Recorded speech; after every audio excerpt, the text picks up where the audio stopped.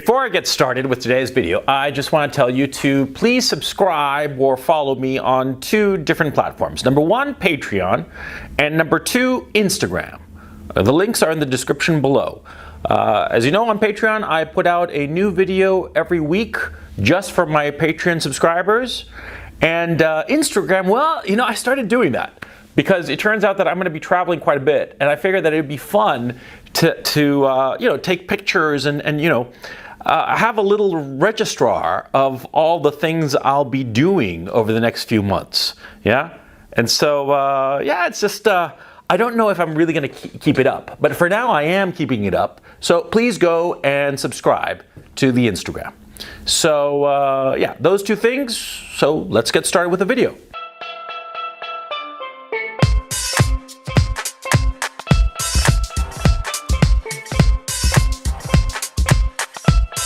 Now, suppose you're at a roulette table at a casino.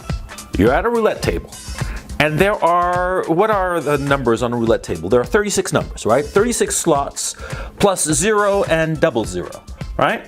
So in total, actually, there are 38 slots, but all of the slots are identical, or almost identical. I'm sure that if you took like a micrometer or something like that, you would figure out that some of the slots are ever so slightly larger than other of the slots, but all in all, they're pretty much the same, right? Now the ball spins around the wheel, and eventually it starts clattering and clacking, and eventually it falls into one of those 38 slots, right? It could have been any one of those slots, but it happens to fall on one. Let's say, for the sake of argument, that it falls on the number 17, slot number 17, right? Now, all of the slots were identical. So does that mean that slot number 17, that in fact got the ball, is slot 17 somehow superior to all the other slots? No, of course not. It would be, in fact, absurd to think so. Absurd to think that one slot is superior to any of the other slots. For whatever reasons of luck, the ball landed on number 17, but that doesn't mean that 17 is that much better than all of the other numbers, the number, say, 24 or 36 or 8 or whatever. They're all the same. The ball just happened to land on number 17, right? Same with people's good fortune. See, we're all more or less the same in different aspects of our lives. Say, for instance, YouTubers. I'm a YouTuber. I do YouTube content, and I'm pretty much the same as all of the other YouTubers who are struggling to succeed. I'm sure that there are a number of them that produce content that is as good as mine, if not better. And I am sure that some of those content creators who are creating content as good as mine, if not better, have a lot fewer subscribers. I'm betting that some of them have tried for a while and then just given it up because they haven't gotten any kind of success. No followers, no views, nothing, right? Does that mean that I'm better than him? No, of course not. It'd be absurd to think so. It'd be absurd to think that I'm better than some other YouTuber just because I happen to have a larger audience. I'm more fortunate, but doesn't mean that I'm better. And like I said, there are lots of content creators, and in fact, I can name channels right now where their content I personally think is better than mine. A lot better than mine, some of it. And yet they only have a few thousand followers, sometimes less than 1,000. There are many channels that produce really, really good content. It's just a matter of luck that my channel has gotten a lot of followers, a lot of people like you who are watching, but it doesn't mean that I'm better. You see what I'm saying? See, but the problem is that a lot of guys who succeed in whatever it is that they're doing, they start thinking that they are better. They start acting arrogant. They start being complete dickheads, to tell you the truth. And this is normal, okay? I mean, how many times have you met some guy, some rich guy, some guy who's like a successful hedge fund manager or some shit, some successful banker or lawyer or whatever the fuck, and the guy is just the biggest fucking dickhead. I mean, it's like his skull is a bell end, literally, huh? How many guys have you met like that? Because I've met tons. And it's normal. It's aggravatingly predictable. And let me explain why. Think of the slot I mentioned at the beginning of this video, slot number 17. Slot number 17 was pretty much the same as all the other slots. There's not really much difference between slot number 16, slot number 17, and slot number 18, or all of the other slots for that matter. The ball just simply happened to land on number 17, right? For reasons that are beyond the control of slot number 17. It just fell there by luck, right? But see, the arrogance that slot number 17 feels is because it fell in his slot. He got the ball. And so he thinks that it's because of him, that he's special. He doesn't realize that right next to him was slot number 16, and right here was slot number 18. And they got nothing. Not because they were less than him. They got nothing because number 17 got lucky. That's it. It's not that number 17 was better. He was just luckier. But see, when you're slot number 17 and you get the ball, you don't realize this. Because you've been so preoccupied with succeeding, you've been striving and working so hard without paying attention to what everybody else is doing, that you tend to think that it's because of you, of your inherent qualities, that you are better than everybody else. You fail to see that you're just one more of a very large pool of identical people, or people who are virtually identical, like the slots on a roulette wheel. Yeah, they are all identical. The variations so tiny that they're practically microscopic. And the ball lands with one guy achieves a success. It's not because of him, yeah? But he doesn't see that because he's been blinded by the work he's been doing. Do I mean to say that the guy who gets the ball, slot number 17, am I saying that he didn't deserve it? No, see? If you work hard and you have bright ideas and you give it your all and you succeed, well, of course you deserve that success. I'm not saying otherwise. No, that's not what I'm saying at all. What I'm saying is that you have to recognize the element of luck. You have to recognize that there are tons of other people who work just as hard as you, who are just as smart as you, who failed. And therefore, you are not special when you are compared to all the other people like you who were striving after the thing that you were lucky enough to get. But see, since the successful guy, the number 17, he doesn't see this, he doesn't understand it, he doesn't recognize the struggle of all the other people around him who failed whereas he succeeded, what happens is that he starts thinking that it's because of him, and so he starts to lord it over people, and he starts acting like a dickhead. He starts acting like an asshole. He starts acting like, I don't need to explain it anymore now, do I? Yeah. And he starts buying his own bullshit. Yeah, because see, we all go around projecting onto people that we're so great and capable and this, that, the other, right? We go out and project this.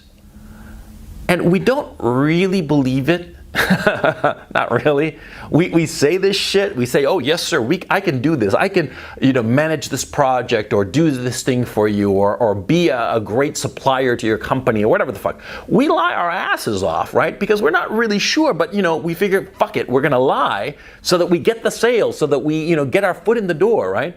And then after a while, we're able to do it, and all the rest of it. And so we start to think to ourselves, well, maybe, the bullshit that I was saying, it's not actually bullshit. It's true. I am this brilliant guy, and I can do everything. And that's where the successful guy gets into trouble. Yeah, when he starts buying his own brand of bullshit, which of course happens when you fall into arrogance, the trap of arrogance, which of course happens when you succeed. Yeah, see? Because you succeeded and you think, oh yeah, I can do this. And you start believing your own bullshit, and you start spouting more bullshit, and it's bullshit that you can't cover. Your mouth is putting out checks your body can't cash. You see what I'm saying? And this is where the fall happens, see? This inevitably happens to arrogant guys. Arrogant guys who had a little bit of success. They had a little bit of success, and they start bullshitting and getting a big head, right? And well, eventually that big head, it's full of hot air, and of course it pops. Yeah, it happened to me. Oh yeah, I'm not gonna lie. When I started as a writer, I had enormous success very quickly, and it was luck. And because of the success, I started acting like an asshole. And I started, thinking I could do things that were really beyond my reach, really beyond my scope. And I started acting like a complete dickhead. And I'm just terribly embarrassed about it. And to be talking to you about it embarrasses me even further. I mean, to remember what kind of a dickhead I used to be. Oof, it just makes me cringe, right? And of course, my big head popped. Yeah, I suffered a fall, absolutely. And retrospectively, it was the best thing that ever happened to me. Well, let me explain. See, I succeeded, yeah? I succeeded big time. And then I failed. Yeah, I failed because I was an arrogant dickhead. And I went right down the tubes. Oh, yeah. And I went right down the tubes, and it was a humbling experience. No joke. It was really humbling to recognize that, I wasn't all that and more. No. It was humbling, extremely humbling. And then when I clawed my way back up, when I achieved success for the second time, I was fortunate enough, blessed, to realize how hard it is to succeed and how fickle success really is. And because of it, two things happened. Number one, I wasn't an asshole the second time around. Oh no, I acquired a hard-earned humility. I recognized that the success I'd been blessed with the second time around was just even bigger fucking luck. Oh yeah, because few guys achieve big success once in their lives. To have achieved it twice, holy shit, right? So it made me very humble. Very humble, which is a good thing. And number two, it made me much more appreciative of what I have. Appreciative of what I have, and it focused more on what's important as opposed to the bells and whistles of success, the toys of success, the clutter, the tchotchkes of success that don't really help you much, that don't really improve your life. I started recognizing that which is really important, i.e. the people in your life, as opposed to the little trinkets and objects in your life, the things that people think are the measure of success but are just really the distractions of success. But see, everybody who's gone through a success falls into this trap of arrogance. It's the rare guy who's able to sort of like step back and realize what an arrogant dick he's being and sort of like correct it without having to suffer failure in order to learn that lesson in humility, to learn that lesson of that which is important and that which is not. You see what I'm saying? I think of like Steve Jobs. I'm not comparing myself to him, but Steve Jobs was a very successful guy. And, he was doing very well in Apple, and then he brought on John Scully, and John Scully and the board of directors eventually just kicked him out of the company, right? And it was because of that, okay, a relative failure, because he wasn't like, dumpster diving to find his next meal. I mean, he was like, he was still a multi-millionaire, hundreds of millions of dollars, right? But because of that failure, he got some humility and some understanding of things. And I suspect, and it would have been great to have asked him this, that failure, him getting kicked out of Apple, must have taught him much, much more than success ever did. Oh yeah. Because you see, success doesn't teach you anything. Not really. Okay? Success, being successful in anything, yeah, you're successful, but you're slot number 17. You were working hard and the ball landed in your lap. But what did you learn?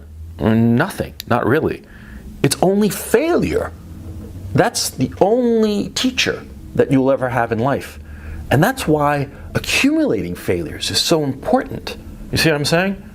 And I've been talking about this quite a bit insofar as practice, how important practice is, how important it is to practice and to fail, and to work at those things that you are failing at. Because you see, it's only by way of failure that you're going to internalize lessons. See what I'm saying? Man, I don't feel I'm doing this video very well. I think that this is going to be, well, another failure. Another failure. I had all my ideas all mapped out and planned out, but I don't feel that I'm putting them across the way I want to, or as elegantly as I would like to. I want my video, this video, all my videos, to be like this smooth and perfect monologue where I talk from beginning to end and I just say it perfectly. And you who are listening, you hear my words and you internalize it like liquid going into a container, and it just fills you up and fills you with understanding that will help you. I mean, that's what I want. But of course I don't achieve that. Yeah? It's sort of like hit or miss, or like trying. I feel like I'm like with a hammer trying to bang out a piece of metal into the shape of something, delicate and perfect and pristine, instead of just get like this banged up little shell that sort of like intimates what I'm trying to say, but doesn't really get to it. And you see how I fail? You see how important failure is? Huh? Yeah, failure is important. It's the key issue.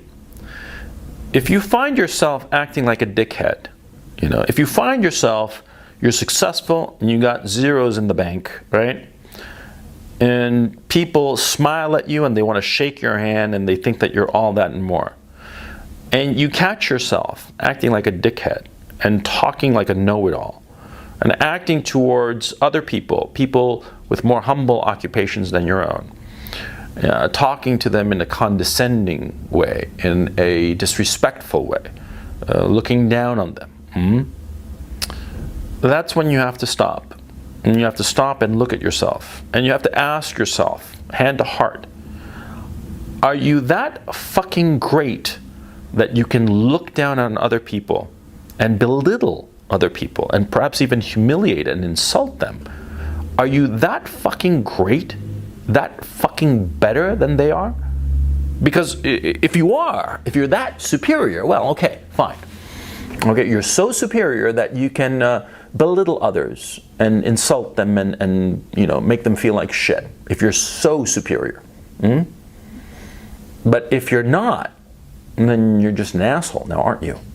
And here's the funny thing, even the guys who really are superior, the guys who really are fucking geniuses and who, by every metric are superior to the waiter, the baggage handler, the taxi driver, guys who are objectively better, right?